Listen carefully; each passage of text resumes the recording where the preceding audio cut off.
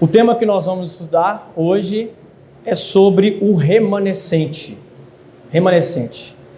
Acredito que todos vocês aqui, é claro, já estudaram sobre esse tema, ou talvez algumas pessoas ainda não aprofundaram sobre o tema do remanescente, mas então nós vamos estudar aqui hoje e aprofundar um pouco mais nesse assunto.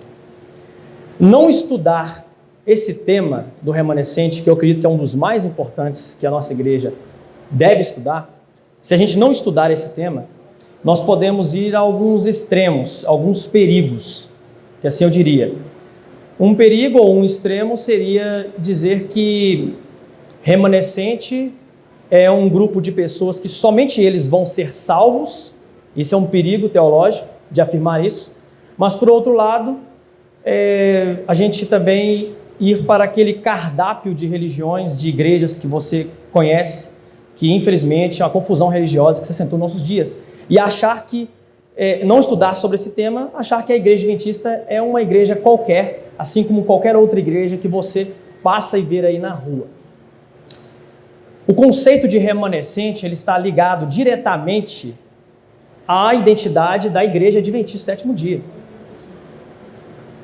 Então, isso não é algo, por exemplo, que foi tirado de algum adventista. A gente vai ver aqui na Bíblia um conceito mais claro de remanescente. Mas a gente percebe que nós temos que estudar esse tema pela importância dele, como eu falei para vocês, para nós não irmos para alguns extremos. Veja bem, aqui na Palavra de Deus, nós temos aqui um texto. Na verdade, nós temos vários textos na Palavra de Deus. Eu vou apresentar para vocês aqui agora o de Apocalipse 3, do verso 1 até o verso 4, que fala sobre o que significa remanescente. Veja bem aqui o que você vai ler. Aqui Apocalipse 3, do verso 1 ao verso 4. E ao anjo da igreja que está em Sardes escreve: isto diz o que tem os 7 Espíritos de Deus e as 7 estrelas.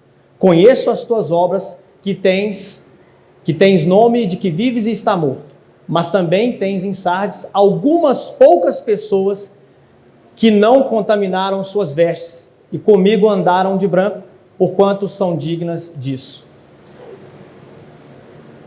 Como você bem viu no texto, ali para quem já estudou sobre a questão das 7 igrejas, a gente sabe que o período da igreja de Sardes é aproximadamente, ali, de acordo com os nossos teólogos, vai ali do período da reforma ali de Martinho Lutero, de 1517, até 1755, aproximadamente ali daquele primeiro sinal, daqueles sinais que Jesus Ageu e João também mencionaram, né, nos seus respectivos aí livros. Então, veja bem, meus queridos, o remanescente, explicando mais especificamente o termo remanescente, significa resto ou restante, algo que sobrou, não no sentido pejorativo do termo, mas sempre um grupo de pessoas ou uma família ou até mesmo uma pessoa. Esse remanescente, o conceito de remanescente, está ligado diretamente com a adoração verdadeira a Deus. Nunca, meus irmãos, nunca na história, desde Adão e Eva até os nossos dias, ouça bem o que eu vou dizer para você, nunca na história nós não tivemos nenhum remanescente. Nem que seja uma pessoa, nem que seja uma família, nem que seja um povo, sempre existiu um remanescente. Porque tem pessoas que acreditam que quem criou esse termo remanescente foi a igreja adventista do sétimo dia. Mas não, você viu ali no texto de Apocalipse 3, do verso 1 ao verso 4, ali algumas pessoas permaneceram, poucas pessoas, né, João disse, na verdade Jesus disse, porque ali era Jesus que estava dizendo, que não se contaminaram, né, com o pecado e com a apostasia, etc. Então, em todos os períodos da história, sempre existiu um remanescente. Isso tem que ficar claro na nossa mente aqui hoje. E no livro de Apocalipse, ali no verso 17 do capítulo 12, também nós lemos o seguinte texto: e o dragão irou-se contra a mulher e foi fazer guerra ao remanescente da sua semente, os que guardam os mandamentos de Deus e têm o testemunho de Jesus Cristo. Outro texto também que nós poderíamos usar aqui, de Apocalipse 14, verso 12, aqui diz assim: aqui está a perseverança dos santos, os que guardam os mandamentos de Deus e a fé em Jesus. Esses dois textos, eles nos afirmam que existe um remanescente escatológico. O que é isso? Um remanescente que apareceria no final dos tempos. Escatologia é um ramo da teologia que estuda o final dos tempos. Então, em todos os momentos da história, nós tivemos um remanescente. Por exemplo, no tempo de Elias, de Acabe, de Jezabel, Elias era um remanescente. No tempo de Esdras e Neemias, eles eram um remanescente. Então, em todos os momentos da história, nós tivemos um remanescente, mas a Bíblia afirma, no livro de Apocalipse, que teria um remanescente no final dos tempos.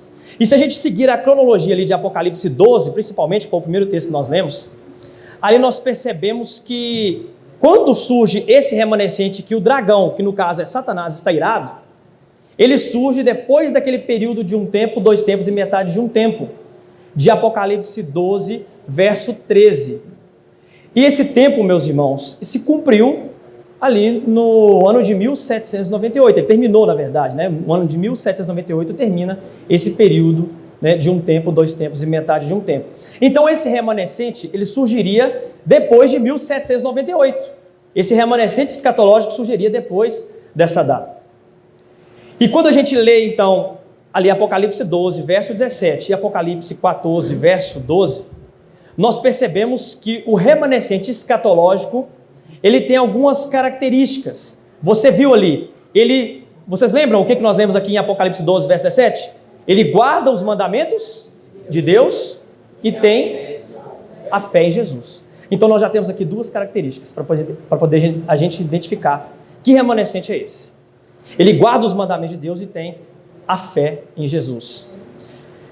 Na verdade, Apocalipse 14, verso 12 que diz isso, né? Apocalipse 12, verso 17 diz que guarda os mandamentos de Deus e tem ali o espírito de profecia, o dom profético. Então, na verdade, nós temos 4 características do remanescente escatológico. Ele guarda os mandamentos de Deus, ele tem o dom profético, ou seja, tem que ter um profeta moderno nesse movimento, nessa igreja ou nesse povo. E ele também tem a fé em Jesus, ou seja, tudo o que Cristo ensinou, tudo o que Cristo acreditou, é ensinado, é acreditado por esse grupo de pessoas. E tem uma 4ª característica, porque não sei se você percebeu ali em Apocalipse 14, verso 12, quando diz que aqui está a perseverança dos santos, que guardam os mandamentos de Deus e tem o testemunho de Jesus, ali é o final da 3ª mensagem angélica. Vocês pararam para pensar? No final da 3ª mensagem angélica é dito sobre esse grupo de pessoas que guardam os mandamentos de Deus e tem a fé em Jesus. Isso significa que a 4ª característica desse grupo de pessoas é apresentar as 3 mensagens angélicas que estão ali em Apocalipse 14. Então, recapitulando aqui para a gente entender, esse remanescente escatológico do tempo do fim guarda os mandamentos de Deus, ele tem o espírito de profecia, que é o dom profético, ali o anjo explicou em Apocalipse 19, verso 10, para João também, um outro texto correlato que diz a mesma coisa, tem a fé em Jesus, 3ª característica, e ele também apresenta os 3 últimos recados de Deus a uma humanidade. E quando se cumprir esses 3 últimos recados de Deus através desse remanescente, o que vai acontecer? Aqui em Apocalipse 14, do verso 14 ao verso 15, aqui diz assim: E olhei, e eis uma nuvem branca, e assentado sobre a nuvem, um semelhante ao Filho do Homem, que tinha sobre a sua cabeça uma coroa de ouro, e na sua mão uma foice afiada. E outro anjo saiu do santuário, clamando com grande voz ao que estava sentado sobre a nuvem: Lança a tua foice e ceifa, pois chegou a hora de ceifar, visto que a seara da terra já está madura. Ou seja, meus queridos, o que vai acontecer depois da pregação das 3 mensagens angélicas? Não sei se você percebeu ali. Há o momento da volta de Jesus. Então, isso deixa bem claro para nós. Esse remanescente, ele está no final dos tempos, porque imediatamente a pregação desses 3 últimos recados é a volta de Jesus. Glória a Deus. Deus seja louvado, né, por isso. Amém. Mas agora, vamos resolver uma outra coisa aqui. Nós já identificamos o remanescente. Mas ser remanescente, nós da Igreja Adventista Sétimo Dia, acreditamos que a Igreja Adventista Sétimo Dia, ela é o remanescente de Deus aqui na Terra, um remanescente escatológico. Isso nos torna cristãos superiores a outros cristãos? O que vocês acham? Não, né? Não, nós não cremos dessa forma. Não nos faz sermos desse grupo de remanescentes, não nos torna melhores que os outros. Por isso que eu digo para você, porque muitas pessoas podem incorrer naquele erro de achar que só a igreja adventista tem salvação, só a igreja adventista salva, os adventistas são exclusivistas, triunfalistas. Nós podemos cair nesse engano. Só que nós podemos cair no outro engano que eu falei para vocês no início da mensagem. De acordo com o autor aí, Glauber Araújo, ele escreveu um livro, né, chamado Reforma Protestante. É um livro que vende na CPB, depois você pode comprar esse livro, muito bom. Faz ali uma análise histórica da Reforma Protestante.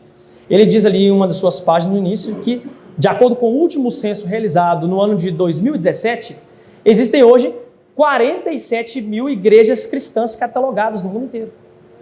47 mil.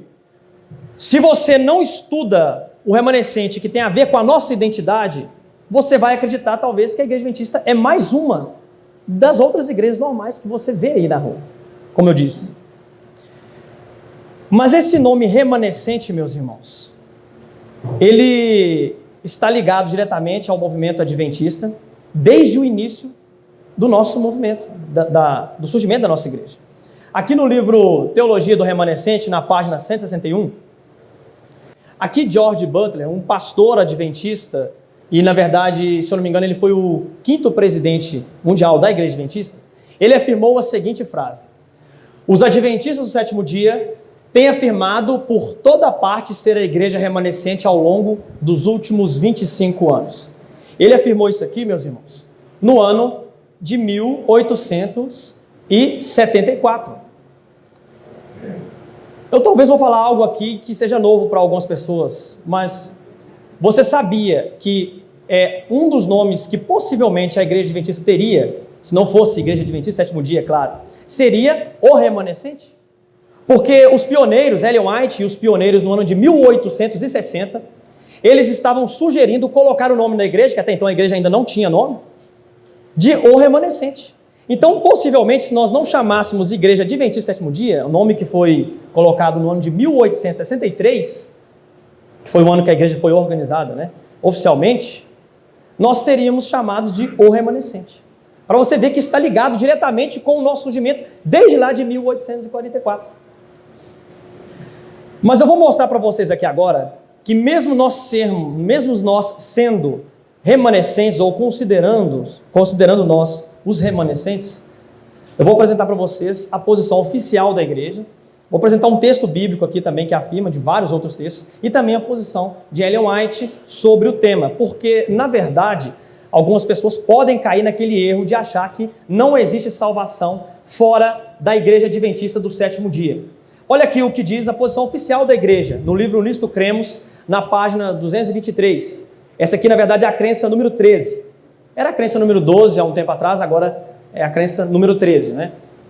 Deus tem seus filhos em todas as igrejas, mas é através da igreja remanescente que ele proclama a mensagem que deverá restaurar a verdadeira adoração. Mediante o chamamento de seu povo para fora dos círculos da apostasia e a preparação dos mesmos para o retorno de Cristo. Essa é a posição oficial da igreja, meus irmãos. A igreja adventista sétimo dia acredita que em todas as outras corporações religiosas, denominações cristãs, existem filhos sinceros de Deus que estão vivendo de acordo com a luz que eles receberam. Isso tem que ficar bem claro na nossa mente. Mas temos muitos textos na palavra de Deus que podemos provar isso. Não vou mencionar aqui por causa do texto, é claro, mas eu vou mencionar pelo menos um para vocês aqui, que é o de Atos, capítulo 17, verso 30, quando o apóstolo Paulo ele estava pregando na cidade de Atenas. Ali você lembra, né? Ele estava ali num local onde tinha muitos altares de vários deuses. Os gregos adoravam, tinha um deus para tudo, né? Tudo quanto é tipo de coisa tinha um deus.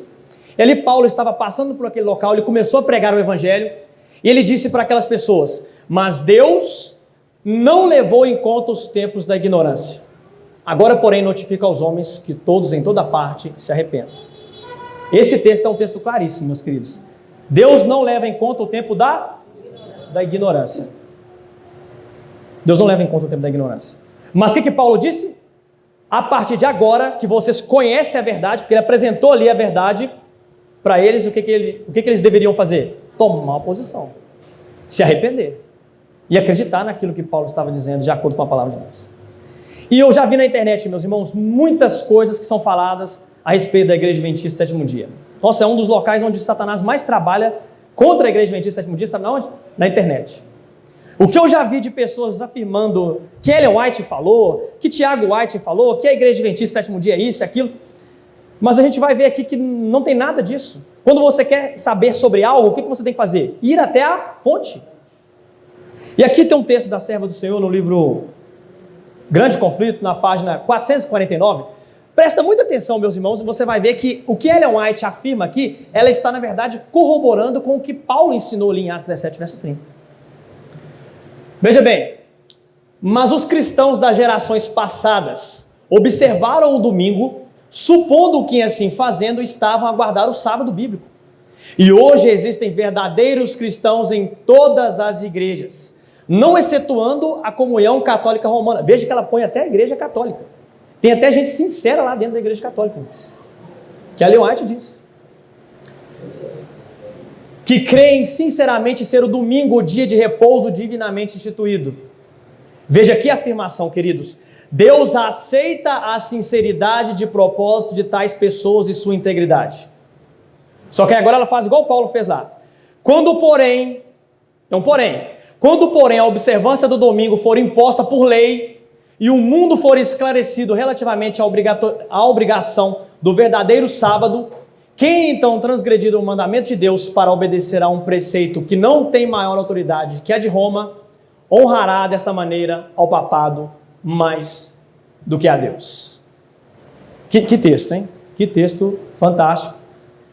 Mas, meus queridos, agora, veja bem, a gente resolve um problema, um questionamento. A gente identifica a questão do remanescente. A gente explica aqui o papel do remanescente, mas agora a gente cai numa outra, digamos assim, numa outra situação meio constrangedora. Raciocinem comigo aqui, vocês viram, né? Minha esposa disse, ela comentou, acredito que todos vocês prestaram atenção, ela estava em uma igreja evangélica, que não era a Igreja Adventista do Sétimo Dia. E ali ela era sincera, você viu? Então Deus, ele tem seus filhos sinceros, a posição oficial da igreja, Ellen White, etc. E a gente também acredita, a gente concorda com isso. Mas se existem pessoas sinceras que vão ser salvas nas outras corporações religiosas, então para que existe um remanescente? Por que nós pregamos o evangelho e instamos as pessoas a fazerem parte da nossa igreja? Se lá tem salvação para as pessoas. Vocês já pararam para pensar? Porque se as pessoas são salvas em outras denominações cristãs, ou até mesmo quem nunca ouviu falar de Jesus, porque Deus se revela, queridos, através de várias maneiras. Ali, em Romanos capítulo 1, verso 20, Paulo diz que aqueles pagãos que eles observaram na natureza, eles observaram o sol, eles observaram a lua, as estrelas, eles observaram a ordem das coisas, eles puderam entender que existe um Criador por detrás daquilo, e eles vão ser julgados de acordo com a luz que eles receberam. A salvação de Cristo, queridos, está muito além do que eu e você imagina. Porque tem pessoas que acreditam, que ficam pensando, mas como que os muçulmanos vão ser salvos? Como que os budistas vão ser salvos? Como que as pessoas, os grupos indígenas? Mas nós esquecemos que tem um Deus, meus queridos, que a graça dele cobre todas as pessoas. Amém. Mas então, meus queridos, por que existe um remanescente? Eu já falei para vocês aqui no início da nossa mensagem. O remanescente, ele existe. Deus não escolhe um remanescente em detrimento de outras pessoas, porque Deus despreza as pessoas, porque Deus não quer contar com as pessoas, não é isso. Deus escolhe um remanescente para levar avante a verdadeira adoração naquele período. Esse digamos assim, o maior objetivo de haver um remanescente. Mas então, por que existe um remanescente escatológico no final dos tempos? Que nós já estudamos aqui o livro de Apocalipse, a gente entende que esse remanescente ele tem que surgir depois do ano de 1798. E a Igreja Adventista do Sétimo Dia surgiu no ano de 1844. Aqui no livro de Daniel, capítulo 8, do verso 10 até o verso 12, presta muita atenção, nós estamos caminhando para para o clímax da nossa mensagem agora, tá? Veja o que diz o profeta. Cresceu até atingir o exército dos céus, e alguns do exército das estrelas lançou por terra e os pisou. Sim, engrandeceu-se até o príncipe do exército, dele tirou o sacrifício diário, e o lugar do seu santuário foi deitado abaixo. O exército lhe foi entregue com o sacrifício diário, por causa das transgressões. E veja bem, e deitou por terra a verdade, e o que fez o quê, meus irmãos? Leia aí. Prosperou. Deitou por terra a verdade, e o que fez prosperou. Quando a gente estuda ali as profecias de Daniel, nós entendemos que aquele chifre pequeno, que ele persegue os santos do Altíssimo, ali naquele texto diz que ele cresce até atingir o príncipe do exército do céu e das estrelas, ele pisa uma parte das estrelas e ele também derruba o seu santuário. E o que mais ele faz? Ele deita por terra a verdade e o que ele fez? Prosperou, prospera. Nós identificamos, meus queridos, esse chifre pequeno como a Igreja Católica Apostólica Romana, né? Acredito que todos aqui concordam comigo. Então esse chifre pequeno, que deita a verdade por terra, é nada mais, nada menos que a Igreja Católica Apostólica Romana. E confirmando isso que nós estamos dizendo aqui para vocês, aqui no livro O Grande Conflito, na página 50, veja o que a serva do Senhor esclareceu aqui nesse texto. Queridos, esse texto é muito impressionante. Presta atenção. Tem gente que tem medo, né, de pregar a verdade, tem medo de falar, isso aqui que nós vamos falar agora, mas veja o que a serva do Senhor falou aqui, queridos. Essa mútua transigência entre o paganismo e o cristianismo resultou no desenvolvimento do homem do pecado predito na profecia como se opondo a Deus e exaltando-se sobre ele. Aquele gigantesco sistema de religião falsa, ela está dizendo aqui da Igreja Católica Apostólica Romana, do chifre pequeno, lá em Daniel capítulo 8, do verso 10 até o verso 12, que iria derrubar a verdade por terra e o que fez prosperou. Ela está dizendo, aquele gigantesco sistema de religião falsa é a obra-prima do poder de Satanás. A obra-prima, meus irmãos. Monumento de seus esforços para sentar-se sobre o trono e governar a terra segundo a sua vontade. Para conseguir proveitos e honras mundanas, a igreja foi levada a buscar favor e apoio dos grandes homens da terra.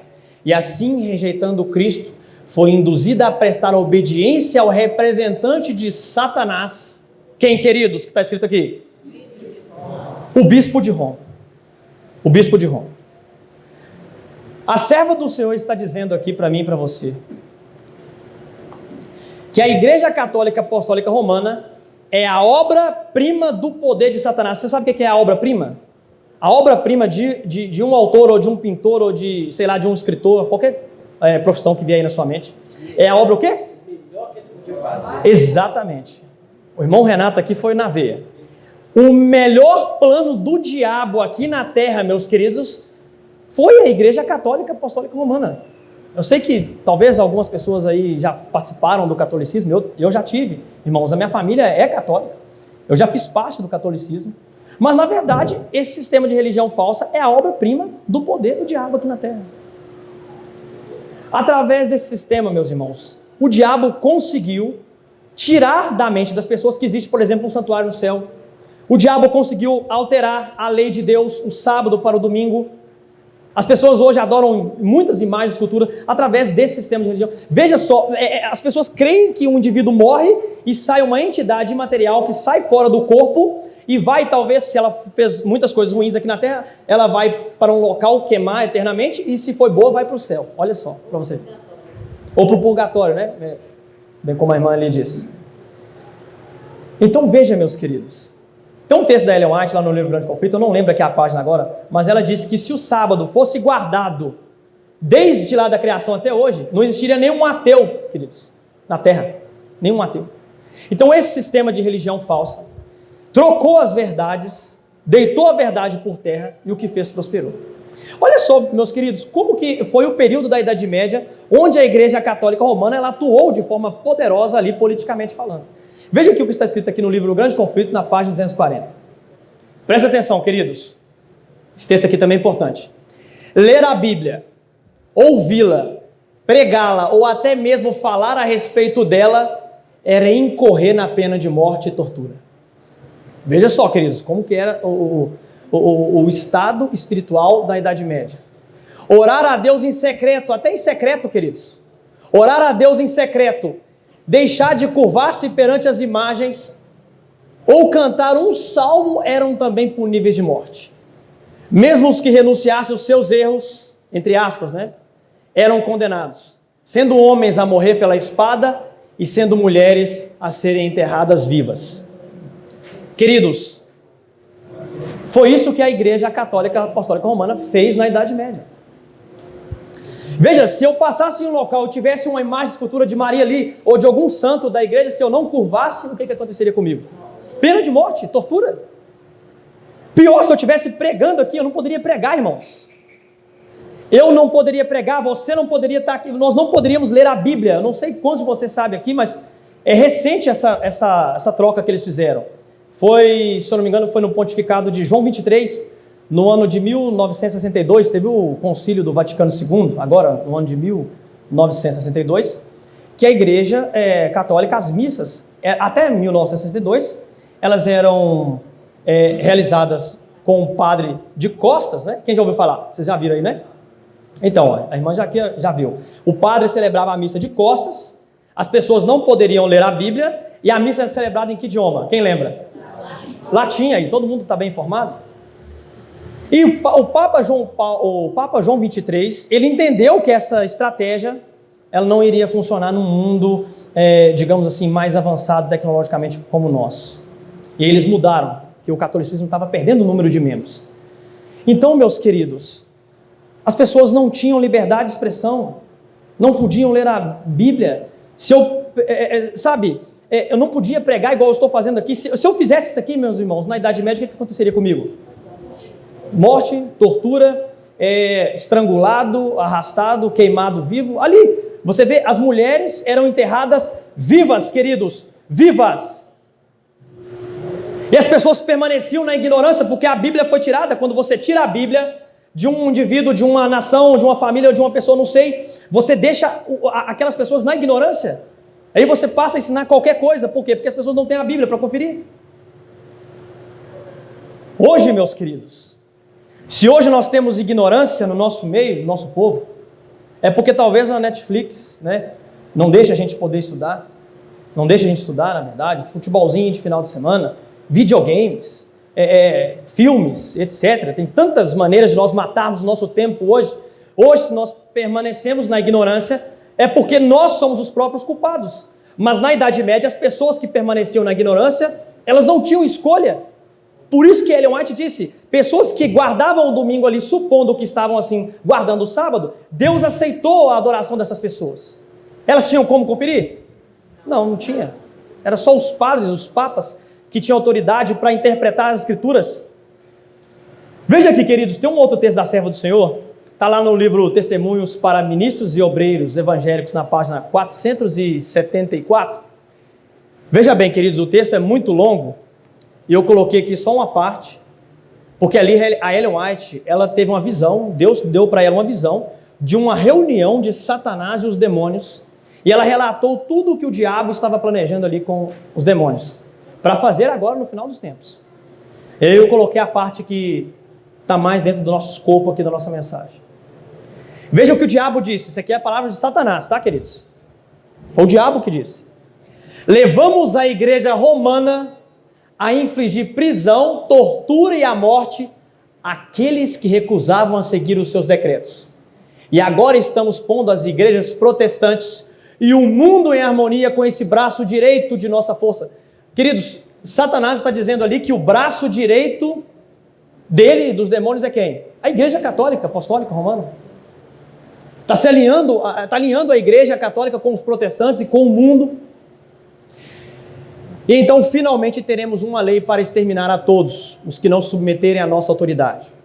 Quando se fizer de morte a penalidade da violação do nosso sábado, qual que é o sábado de Satanás, queridos? O domingo. É disso que ele está falando aqui. Isso é o diabo, irmãos. Isso é palavras do próprio diabo aqui dizendo. Então, muitos dos que agora estão nas fileiras dos observadores dos mandamentos passarão para o nosso lado. E aqui o diabo dizendo. Esse texto que vocês acabaram de ler, ele é impressionante. Ali, Satanás dizendo, ele e os demônios, ele conversando ali com os demônios, que ele usou a igreja católica, na Idade Média, para infligir prisão e tortura a todas as pessoas que não observassem os decretos da igreja católica romana. E ele disse, quando nós implantarmos uma lei agora no final dos tempos, muitos dos observadores dos mandamentos, que nós acreditamos aqui, que nós fazemos parte, né, desse grupo, vai passar para o lado do diabo. É isso que a serva do Senhor está dizendo aqui, que o diabo disse. Então, meus queridos, para a gente não perder a nossa linha de raciocínio, por que existe um remanescente escatológico? Que é o que nós estamos estudando aqui. Porque existe uma falsa adoração e Deus precisa de um grupo de pessoas para restaurar a verdadeira adoração. Amém. Amém, né? Deus seja louvado. Amém, irmãos? Amém. Porque em todos os momentos da história, nós tivemos um remanescente, e esse remanescente, algo que estava intrínseco a ele, era a verdadeira adoração. Foi isso que Jeremias tentou implantar no seu tempo, foi isso que João Batista tentou implantar no seu tempo, foi isso que Elias e os outros profetas e apóstolos de Deus tentaram implantar nos seus tempos. E o remanescente escatológico, ele existe para isso, para poder restaurar a verdade da palavra de Deus.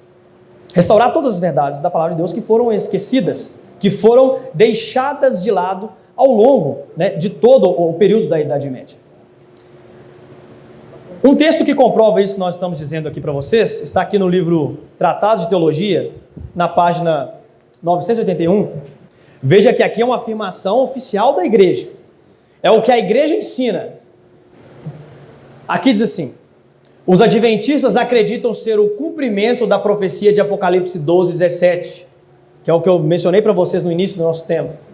Um movimento profético com a missão de preparar um povo em todas as partes da terra para o aparecimento de Cristo. Consideram-se coletivamente o cumprimento do prometido Elias em Malaquias capítulo 4, verso 5 e verso 6, enviado por Deus para restaurar todas as coisas. Isso é o que está lá em Mateus capítulo 17, verso 11. Claro, o nosso tempo aqui não dá para a gente poder ir a fundo nesse tema ali do terceiro Elias, mas você sabe, né? A Igreja Adventista do Sétimo Dia tem essa posição oficial. Nós acreditamos que nós somos o terceiro Elias da Bíblia, porque nós tivemos o Elias, o profeta Elias lá no Antigo Testamento, tivemos o Elias, que é o João Batista, na verdade, que era um tipo de Elias no Novo Testamento, e agora nós temos um terceiro Elias. Por quê? Porque a obra, tanto de Elias quanto de João Batista, a obra deles e as características deles são exatamente a obra e as características do Elias, o terceiro Elias escatológico. Seria esse remanescente, como o Renato aqui nos disse. Porque Jesus, lá em Mateus capítulo 17, verso 11, quando os discípulos chegaram para Jesus e perguntaram para ele: Senhor, por que os escribas e os fariseus dizem que primeiro tem que vir Elias? Mas Elias, vocês já sabem, né? E eles lá também sabiam, que Elias ele foi arrebatado vivo para o céu. E aí tinha aquela dúvida. E aí Jesus explicou para eles, e isso Jesus explicou quando João Batista já estava morto. Então Jesus diz, de fato Elias já veio e fizeram com ele tudo quanto eles quiseram. Jesus estava falando de João Batista, não do Elias lá do Antigo Testamento. Ele já veio, jogou para o passado. Mas aí Jesus disse, e eu também lhes afirmo que Elias virá, ou seja, no futuro, para restaurar todas as coisas. Ele está falando sobre o espírito missionário. Exatamente, o espírito missionário. Isso que o irmão Renato falou é bom a gente enfatizar aqui, porque tem pessoas, né? O profeta Joel diz assim: saberão que houve um profeta no vosso meio. Exatamente. Isso aí que vocês estão dizendo, é importante a gente até explicar aqui, porque algumas pessoas, às vezes, podem achar que Elias vai aparecer aqui encarnado, né? Mas não é isso, queridos, que nós estamos dizendo. Espiritualmente falando, o papel da Igreja Adventista do Sétimo Dia é semelhante ao que Elias e João Batista fizeram. Acho que agora ficou mais claro, né? Então nós somos o terceiro Elias da profecia. Mas então Jesus disse ali em Mateus 17, verso 11, Elias virá e restaurará todas as coisas. Por que restaurar todas as coisas? Porque o chifre pequeno, lá de Daniel 8, verso 12, deitou a verdade por terra, o que fez prosperou. Exatamente. Então, meus queridos, toda aquela obra que os reformadores fizeram na Idade Média, de redescobrir verdades, por exemplo, como Martinho Lutero, né? Descobriu ali a verdade da salvação pela graça, e outros reformadores também foram contribuindo. Eles contribuíram muito, Deus usou eles, mas na verdade, a restauração de todas as verdades não ocorreu com a Reforma Protestante, do século XVI, século XVII. Somente no século XIX é que cumpriria a profecia das 2.300 tardes e manhãs e o surgimento do remanescente escatológico, para restaurar todas as verdades da palavra de Deus. Verdades esquecidas no meio do cristianismo. Embora nós nos consideremos o terceiro Elias da profecia, primeiro Elias, depois João Batista e depois a Igreja Adventista, tem um grande teólogo da nossa igreja chamado Vanderlei Dornelles. Ele deu também uma outra explicação aqui, irmãos, que eu gostaria de compartilhar com vocês. Está no livro dele, Pelo Sangue do Cordeiro, página 180, também comprei esse livro lá na CPB. Você pode adquirir esse livro, muito bom, irmãos, para entender sobre o Apocalipse. Você não pode, se você quer entender o Apocalipse, né, você não pode deixar de ter esse livro aqui na sua casa. Quem não tem ainda, né, claro. Veja o que ele diz aqui, meus queridos. Assim, o remanescente retratado na figura histórica do profeta Daniel, veja que agora ele menciona o profeta Daniel aqui, se projetará como um povo justo e santo, por causa de sua relação com o Cordeiro que foi morto, cujo sangue pode apresentá-lo diante do trono de Deus, como se nunca tivesse pecado. Também se projetará no mundo como as pessoas mais instruídas e sábias, capazes de desvendar todos os mistérios e ensinar ao mundo o caminho da luz e da salvação, por causa da presença plena do Espírito de Deus nele e por eles. Essa explicação do Dr. Vanderlei Dornelles, ela é muito interessante. Ele fez uma análise ali da vida do profeta Daniel, e analisando o que aconteceu com Daniel, no ministério de Daniel, também se cumpre, na verdade, no ministério da Igreja Adventista Sétimo Dia, o remanescente. Porque, na verdade, ali ele explicou que Daniel, ele é um protótipo, um protótipo do remanescente final.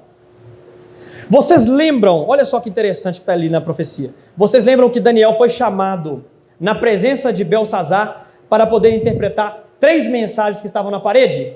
Foi ou não foi? Quem lembra as mensagens? Quem lembra? Mene, Tekel, Parsim. E aí ele traduziu. Oi? Lança. Exatamente. Ele traduziu ali as 3 mensagens que estavam escritas na parede ali do rei. Olha só, além de traduzir aquelas 3 mensagens, ou seja, Daniel foi incumbido por Deus de interpretar aquelas 3 mensagens. E o remanescente escatológico agora, ele deve interpretar e apresentar ao mundo quantas mensagens? 3 mensagens. Veja como a simetria entre Daniel e o remanescente escatológico também são bem parecidas. E vocês lembram o que os sátrapas ali, os presidentes, eles tentaram fazer com Daniel para poder colocar ele lá naquela cova dos leões? Eles tentaram procurar nele o quê?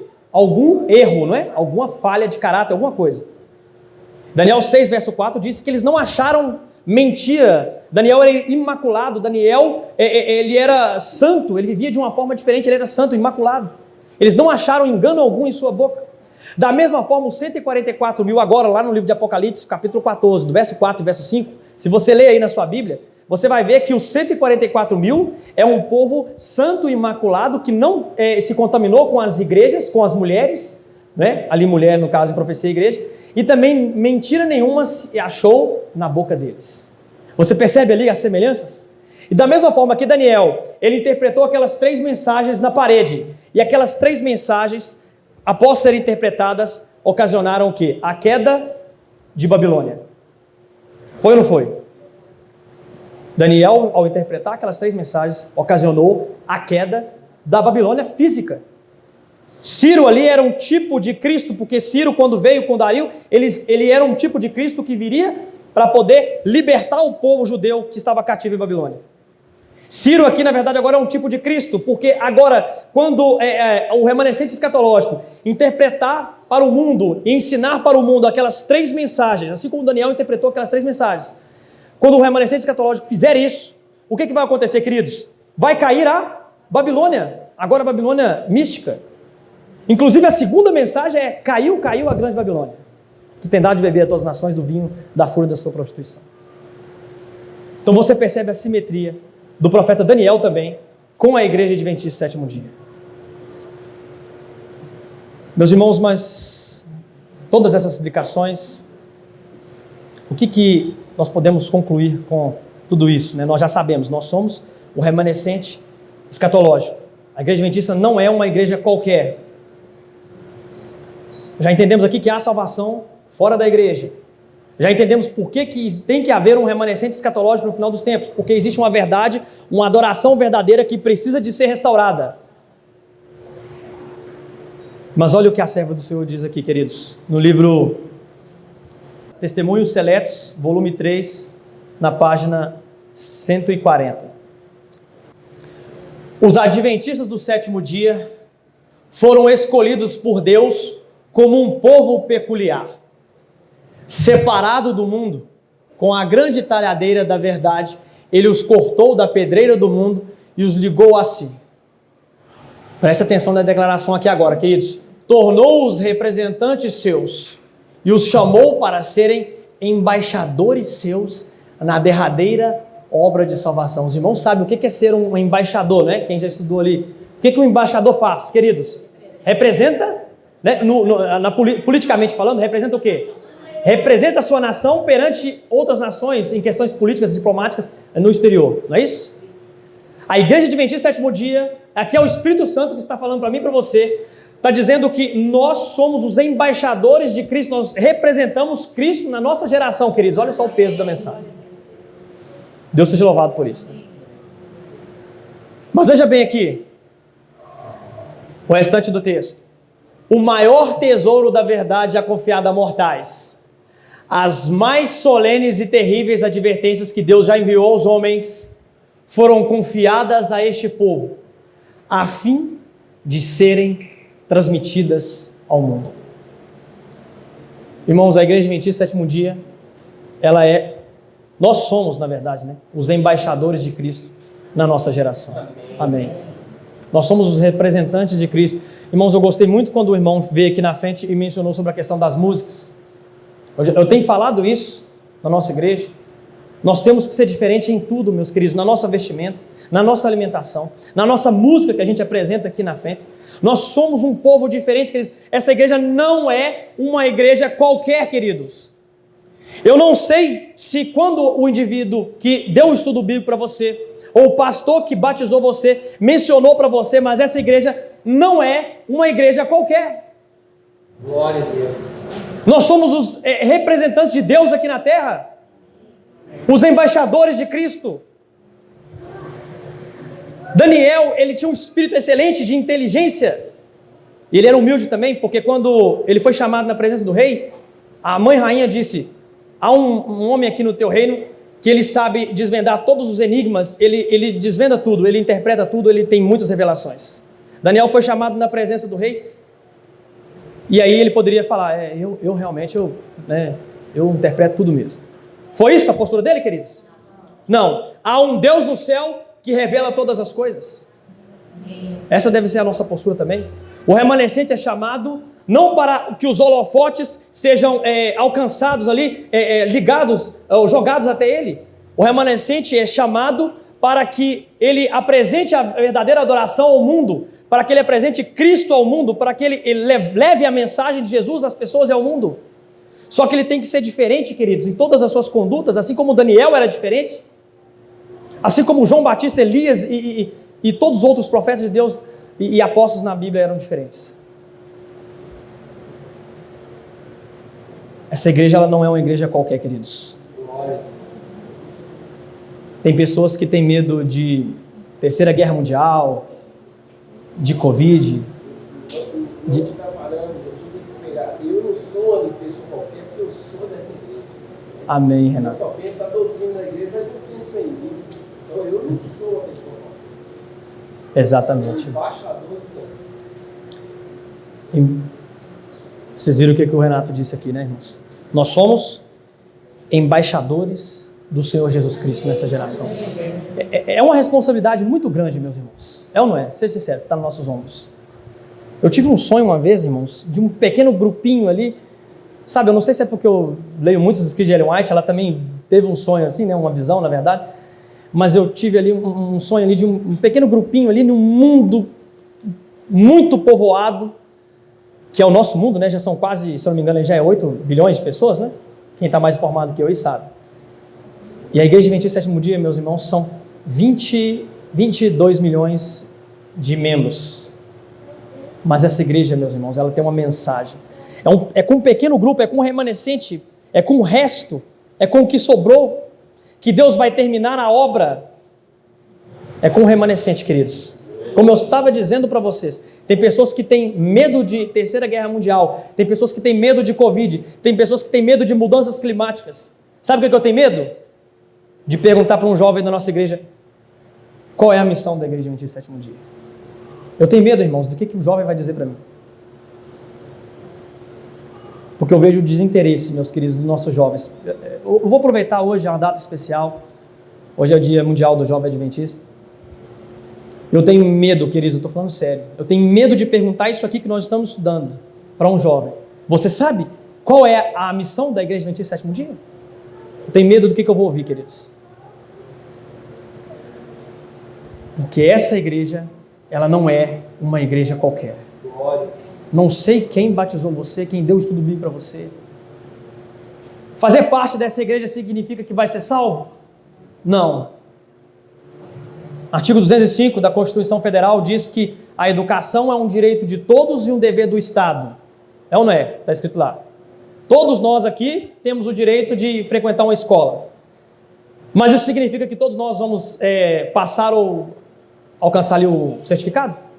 Não. A mesma coisa a academia. Todas as pessoas que entram numa academia, elas vão conseguir ali, alcançar os seus propósitos? Não, depende. Vai depender muito de se ela vai ali utilizar todos os recursos possíveis, a alimentação, o exercício físico, o descanso. Da mesma forma, queridos, não tira isso da sua mente. Não significa que eu e você façamos parte dessa igreja, nós que fazemos parte aqui dessa igreja, significa que eu e você vamos ser salvos. Porque isso não é verdade. Se eu não utilizar tudo, querido, se eu não ler o manual da igreja, se eu não ler o Espírito de Profecia, o dom profético, se eu não estudar a Bíblia, se eu não der um estudo bíblico, se eu passar o ano inteiro sem apresentar a verdade, aquela que Deus disse que eu sou o embaixador, o que vai acontecer comigo? Não vou conseguir? Eu não vou conseguir ser salvo. Exatamente, eu preciso de viver essa mensagem. Eu queria ler um último texto aqui com vocês. Testemunhos Celestes, volume 3, página 289 agora. Veja o que a serva do Senhor diz aqui. É o trabalho que o remanescente deve fazer. Deveremos esperar até que se cumpram as profecias do fim, antes de dizermos alguma coisa a seu respeito? Que valor terão nossas palavras então? Deveremos esperar até que os juízos de Deus caiam sobre o transgressor, antes que lhe digamos como evitá-los? Que é de nossa fé na palavra de Deus? Teremos que ver as coisas preditas se realizarem, antes que acreditemos o que ele diz? Em raios claros e distintos, tem-nos vindo iluminação, mostrando-nos que o grande dia do Senhor está bem perto, próximo às portas. Leiamos e compreendamos antes que seja tarde demais. Não vai adiantar, presta muita atenção no que eu vou dizer para você aqui. Nós podemos fazer 10 mil vigílias, igual a essa aqui. Nós podemos fazer 100 mil semanas de orações. Podemos abrir mais igrejas, podemos, pequenos grupos, podemos fazer tudo isso. Fundar aí 50 mil pequenos grupos. Mas se eu e você não entendermos o papel do remanescente no final dos tempos, de nada isso aqui vale, queridos. De nada adianta, perdemos foi tempo aqui. Podemos fazer tudo isso, queridos. Mas se eu e você não entendermos o papel do remanescente no final dos tempos, de nada adianta. De nada adianta. Por que Deus levantou o remanescente? Vão cair, queridos, 7 pragas na terra. Os ímpios serão atingidos. E o remanescente, ele surge para restaurar a adoração verdadeira e para advertir as pessoas, como a serva do Senhor diz ali, como escapar das pragas. Eu vou esperar isso acontecer para poder pregar? Não. Eu queria, irmãos, ter entrado nessa igreja antes, você acredita? Eu queria ter entrado nessa igreja quando eu tinha 15 anos, para me poder estudar, sabe? Eu tinha um sonho, né, de ser aí, quem sabe, um pastor da igreja adventista. Eu fico vendo lá no Novo Tempo, aqueles pastores. Eu admiro muito o trabalho do Rodrigo Silva, Leandro Quadros. Quando eu comecei a vir à igreja, não sei quantos conhecem meu testemunho aí, eu conheci a igreja adventista Sétimo Dia, através do Novo Tempo, pelo programa do Leandro Quadros, né? E aí, meus irmãos, eu ficava vendo o programa, e ele ali citando vários textos ali de memória. Eu estava no início, né, quando eu estava vindo, há 6 anos atrás. Eu quero memorizar mais textos do que ele.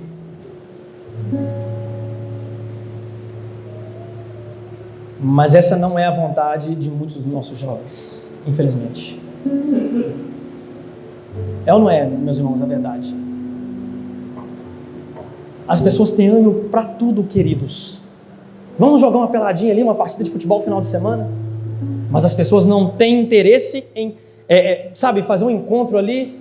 Jovens, vamos estudar a Bíblia, vamos aprender a santificar, vamos ver o que diz a profecia, vamos ver como evitar as pragas, vamos ver o que o nosso vizinho precisa, o que pode, fazer aqui nessa sociedade para que, a gente mude o quadro. As pessoas não pensam assim, queridos. Por isso que Daniel destacou no seu tempo. Por isso que José destacou no tempo dele. Por isso que muitos dos nossos jovens, e nós também aqui, todos nós, não conseguimos destacar. Que os nossos propósitos são diferentes. Nós somos os embaixadores de Cristo, queridos. Nós temos uma missão a cumprir. O remanescente escatológico tem uma missão a cumprir na nossa geração. Que Deus abençoe a todos vocês. Renato, muito obrigado, tá, por essa vigília. Pode vir aqui, quem vai finalizar? O irmão, né, irmão? Só queria dar a última palavra aqui, irmão. Obrigado, tá? Deus abençoe. Eu estou feliz, irmãos, porque eu já preguei mais ou menos umas 70 igrejas em 5 anos de ministério, né? Porque 1 ano eu fiquei só esquentando o banco. Mas eu entendi que Deus não me chamou para isso. Eu nunca preguei, irmãos, numa igreja mais animada do que a de Raposa, sabia? Eu fico emocionado quando eu venho aqui, não sei porquê, eu gosto dessa igreja. É uma pena que é muito distante, não dá para me congregar aqui, né? Mas essa igreja aqui, ela é reavivada, irmão. Eu vejo o Espírito Santo na vida do Renato, na vida de vocês aqui também. Muito obrigado, irmão, eu te agradeço. Se você quiser fazer a oração final aí também para encerrar, tá? Te agradeço. Na realidade, nós agradecemos demais. Eu te agradeço. E você já faz parte aqui do coração de todos nós. Eu vou te dizer uma coisa. O tempo certo é que Deus trouxe a você. Talvez você queria ser um adventista antes, mas Deus ele sabe o momento e o tempo, como você mesmo pregou. Nós somos um adolescente e Deus tem tempo para todas as coisas e o propósito também. O Eclesiastes fala isso. É verdade. Você veio no tempo certo e na hora certa. Amém. Obrigado. Para pregar, para testemunhar. E você jovem desse jeito, com certeza muitos jovens estão ouvindo essa mensagem de você. Muitos jovens saberão realmente a missão da igreja, porque você foi comigo para levar essa mensagem para eles, para trazer. Deus seja louvado, irmãos. Muito obrigado a você. Obrigado. Muito obrigado à sua esposa Isabel. E para quem não sabe, irmãos, o Ali já está até mais adiante aqui. Porque breve, né, Wallace? Com a bênção de Deus, a família já estará crescendo. Já está crescendo, né? Já está chegando aí. Deus seja louvado por isso. Deus tem um tempo, né, irmãos? Nós precisamos de confiar, de acreditar e de buscar, como o Ale mesmo disse. Deus seja louvado. Obrigado ao quarteto do Paulinho, Obrigado aos jovens, obrigado ao Renato, a toda a equipe, a toda a igreja, essa igreja maravilhosa. A gente sente orgulho realmente de fazer parte dessa igreja. Chile estava falando ali, né, Chile? Essa nossa igreja ela é diferente. Boa demais, não é, Vanessa? Ela é diferente. E é verdade, né, irmãos? Muito obrigado, Deus. Obrigado por fazer parte dessa igreja, desse povo tão abençoado.